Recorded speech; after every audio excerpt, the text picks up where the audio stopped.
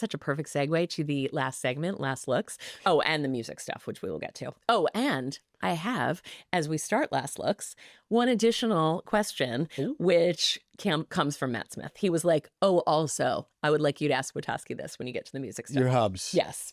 Cool dude, by the way. Your biggest fan. Also in showbiz. Yes, he is. Exactly. In the biz. So, first question of Last Looks. What is your favorite movie of all time? I know, it's a hard one. This is so hard. And feel free to be like, I can't just name one, name a few. Can I? Totally. Okay. Of course.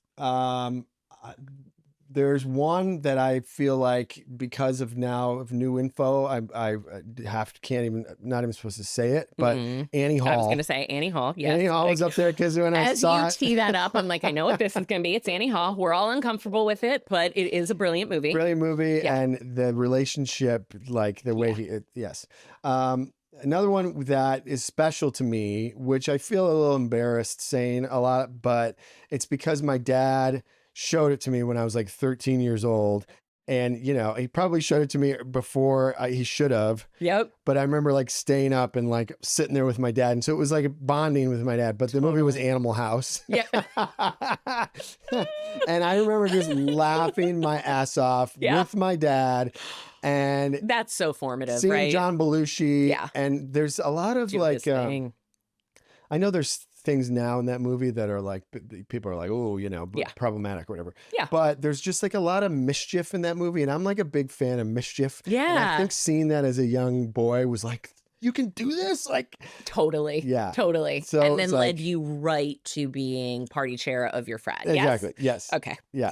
But like the Second City connection. Totally. And just like. Yeah. Belushi's your guy. It's a really funny movie. Yeah. Oh, so good. I would put Dead Poet Society up there. I remember seeing that the first time. This is the best because you're such a well-rounded dude that I think these all bear mentioning. Yeah. Do you have another you want to throw in? Oh, yeah. I mean, I can keep going.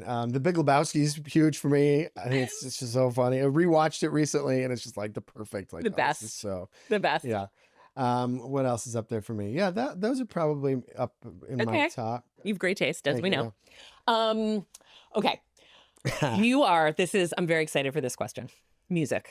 Oh, yeah. We're obviously very bonded on music. Yes. You're stranded on a desert island. Okay. You have 2 albums with you to maintain your sanity. What are those 2 albums? Okay, I think I would pick Exile on Main Street by the Rolling Stones. Would probably be up there. Great choice. Yeah, that'd be one. Just a great album, start to finish. Yep, no and skips. Like they wrote it like in a mansion in France while they were all doing heroin, and it's just like rock and roll. It's it's like a pure rock and roll album. And my dad raised me on the Stones and Led Zeppelin and all the classic rock stuff. A lot of my stuff is stuff that my dad introduced me to, and so it has a lot of meaning to it. Yeah. And then my favorite band is Phish, which I've been defending my entire life. Which there's an album called Billy Breathes that I would probably pick for. Okay, this is a perfect tee up for Matt Smith's question. And I now have to give a little context. So he's like, you know what you should ask Witaske also? Favorite Phish live track or like favorite show he's ever been to. And the joke we have about this is he once was going to a Phish show like 10 years ago and he was taking an Uber and he gets in, they're like taking him to the bowl. And the driver goes, oh, you're going to the show? 37-minute tweezer last night. Or no, in Idaho. It was did you hear about Idaho? Oh, it's Tahoe, the Tahoe tweezer. Okay. We were talking about the Tahoe tweezer. Did you hear about Tahoe? 37-minute tweezer. And that's funny that we say Idaho and it's not right, but either way. So yesterday when he says this to me, I go, wait, I know you ran into Witaske at the Grateful Dead cover band show, and I know we've seen him at a million other shows, but I've never been to a Phish show. I'm like, they're fine. I don't really care. Yeah. Matt loves Phish. And I go, are you sure he's a Phish guy? And he looks at me like I have 12 heads and is like, yes. I know this 100%. It's like my whole identity. Correct. So do you have an answer to this question? What is your either favorite show you've been to? Yeah. Because I now can't remember what he wanted to know. Yeah. Or favorite track, I guess, from a live show. It's probably the Tahoe tweezer.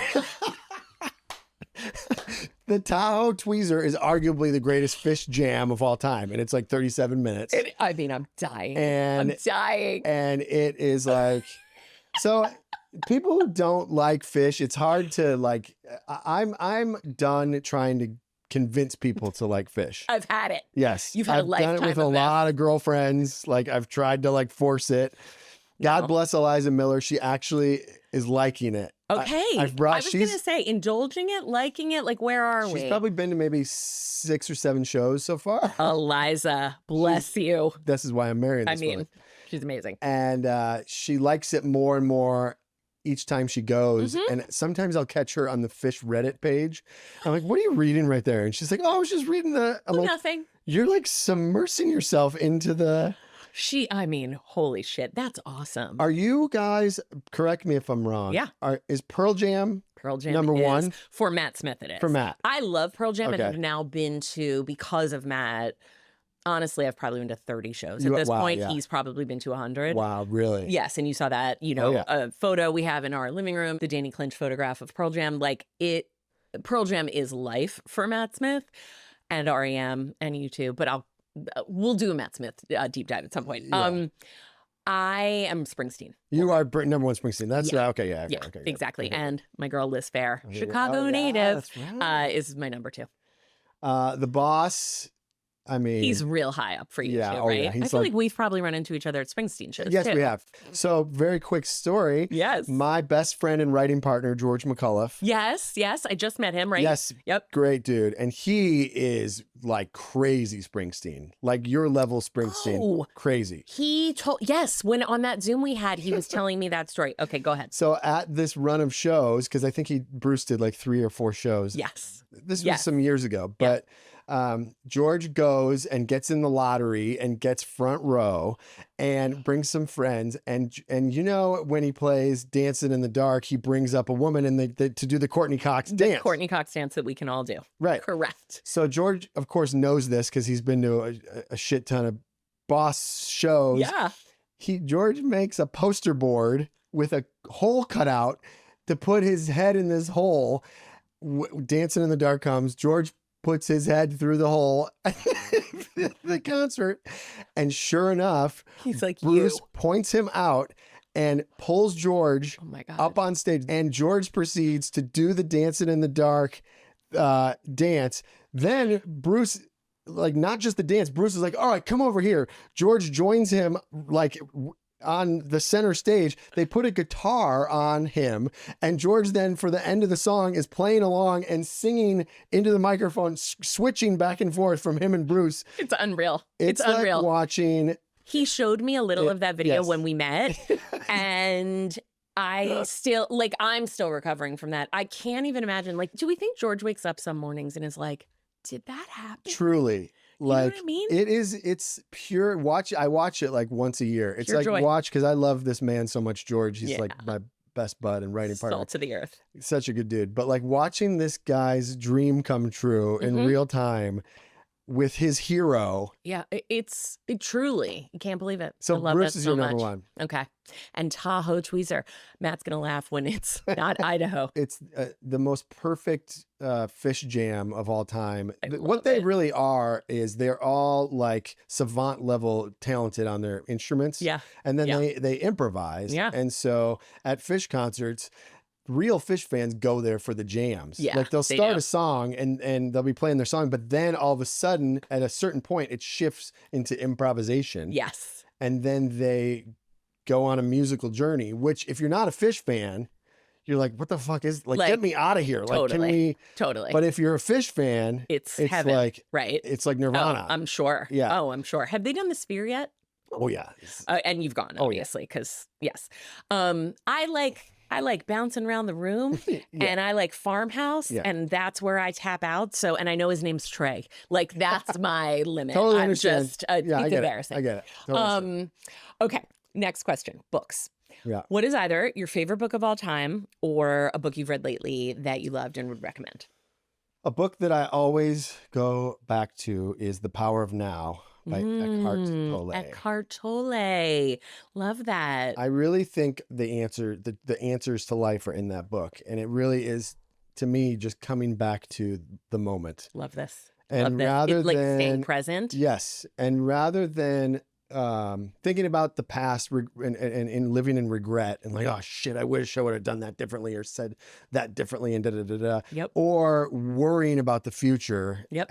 And I think that's what brings about anxiety. Yeah. Worrying about, well, this could happen, this could da-da-da-da. Yeah. But really, as much as what I try to do in my life is as much as I can come back to just right now, just breathe. Yep. Just be in this moment. Everything's fine. And that book, that's amazing. It's one of these books where I can I'll read a couple pages and then I kind of have to set it down because it's a lot. And then, oh, wow. But I am like a self-help kind of a guy. I like Brene and all this stuff. Brene all day. But that book is the one that I go back to more than any. And do you think that has really played a huge part in your sobriety as well? Oh, yeah. Yeah. Will you also, for anyone listening to this who's considering getting sober, what is the name of that book? Quit Drinking the Easy Way? The Easy Way to Quit Drinking by Alan Carr. Okay. Yeah. And you read that. I read that. And that is what really transformed everything for you. So you did not go what is the typical route sometimes of AA and meetings, but this really worked for you. It did. And I also just do want to say that I I'm sober from alcohol. I will probably twice a year do psychedelic drugs. A lot of times at Phish concerts. I think they call that California sober. They do. But I want to say also with that, people will be like, oh, you're California sober. But to me, California sober implies that you smoke pot. And I don't smoke pot. Right. I don't like smoking pot. Yeah. And so I guess you could call it that. But I used to rip cigs in high school and college. Yep. Which is my biggest life regret is the fact that I smoked cigarettes.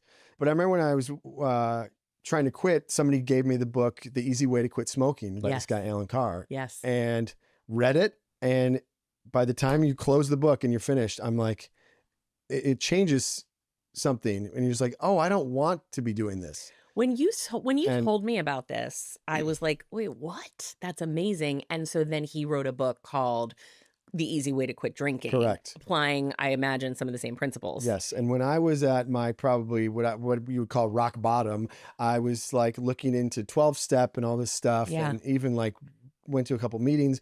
But then I found that he wrote the same book, but for drinking. Yeah. And I sat down and read it. And same thing. By the time I'm finished with the book, I'm like, and that's what the book is it frames it in a way where you're like, oh, my life is going to get so much better without this. And I'm not actually giving anything up. It's actually like going to improve my life. Yes.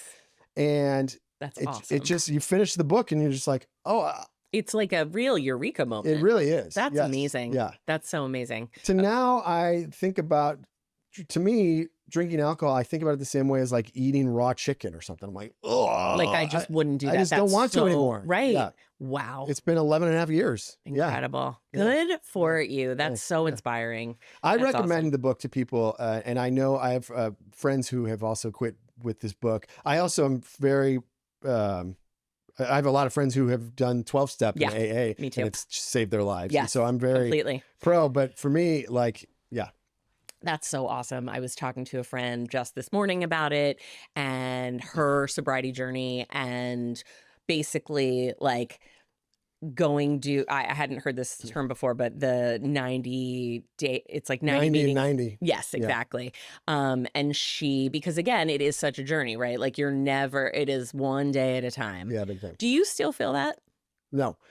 I don't. You just don't. Yeah. It's not a real struggle for you. No, it's not. Like I was saying earlier, I hang out in bars to go watch the big game at the bar. And I love it. I like bar culture. It's like a bunch of people sitting around. Totally. And I'm at the point now where I don't even think about it. Like I'm just like, wow. Yeah. The reason I wanted to make sure to touch upon that, and I am sorry that I forgot until we're going to talk about books.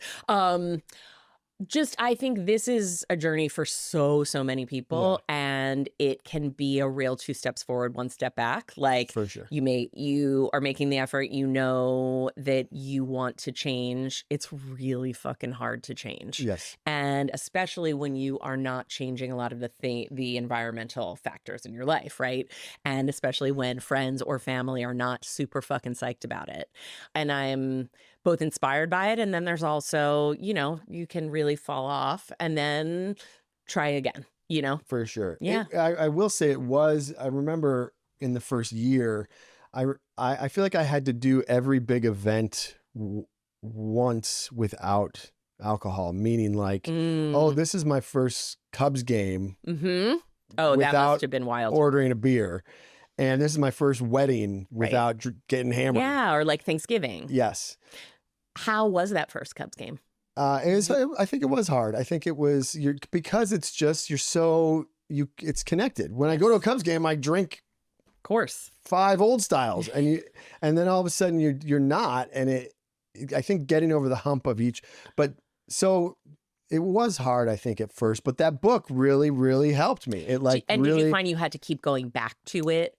Yeah, but no, I think once I finished it, it was all in there and I absorbed it. That's awesome.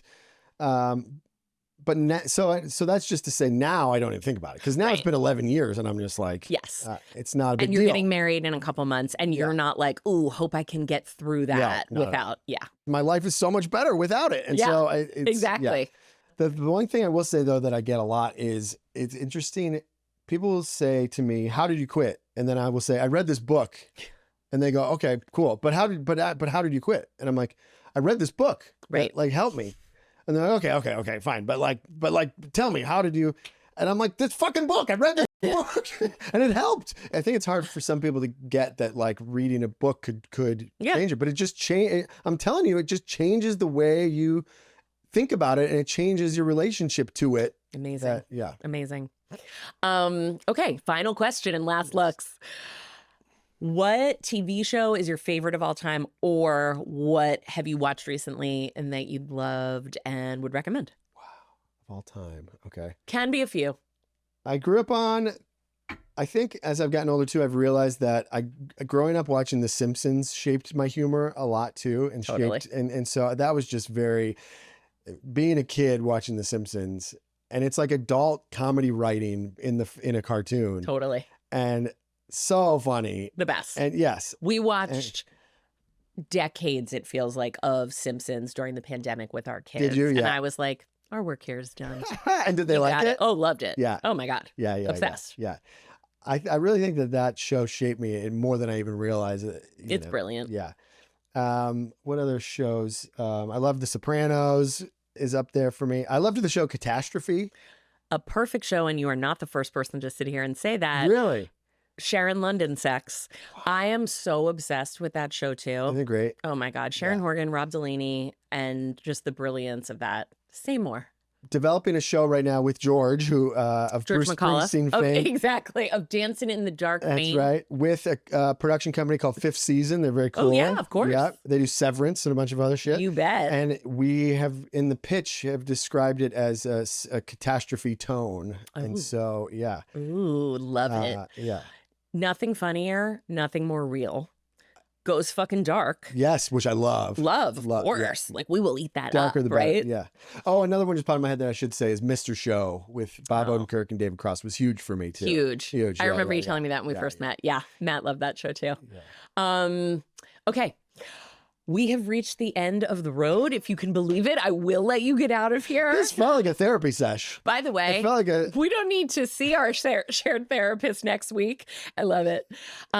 This was so great. I knew that this would be such a fun hang and like it was like nourishing for my soul. This is like exactly what I want this podcast to be. Same. Well, I loved it. I loved it. And just like highlighting what is so special and unique about you, and also like just the art that we're trying to make in this godforsaken business, and like why to keep going, you know?